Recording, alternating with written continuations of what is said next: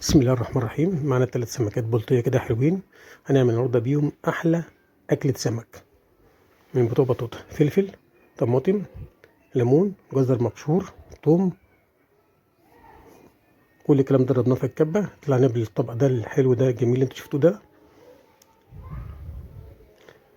معانا نفتح بقى السمك فتحات كده عشان التتبيلة تدخل فيه.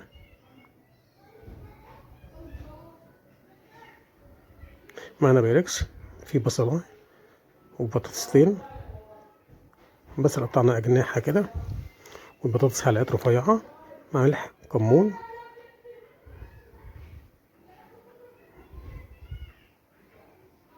معانا بقى 3-4 معالق من الدقة كده نحطهم على البصل ده، وندعك البصل بالبطاطس بالدقة ونحط عليهم شوية شبت لأن السمك بيحب الشبت. خلاص نفرشهم في قلب الصينية كده، في أرضية الصينية. عصرة ليمونة. نجيب السمك بتاعنا، نبدأ بقى ندخل التتبيلة فيه من جوه من الفتحات، نشبعه بالتتبيلة ديت عشان طعمه بيبقى روعة. نحشيه، والفتحات طبعا نحط فيها التتبيلة بتاعتنا. آخر سمكية، هم 3 سمكات كبار يعني. نحط بقى التتبيلة برضو في الفتحات اللي احنا فتحناها. اخر شويه تتبيله بقى نرشهم على الوش كده، مش هنرميهم، لا نرشهم على الوش.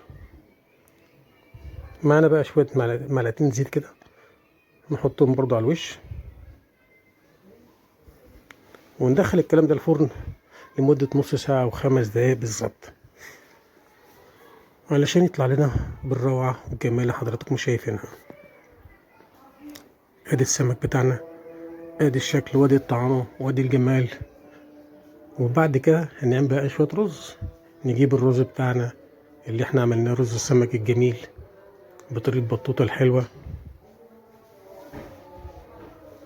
ادي الرز، نشيل بقى سمكة نحطها مع الرز، وادي البطاطس مستوية، وادي السمك مستوي، وبالهنا والشفا. ومعانا طبعا طبق سلطة جميل محترم. صلى الله على سيدنا محمد وآله وصحبه وسلم.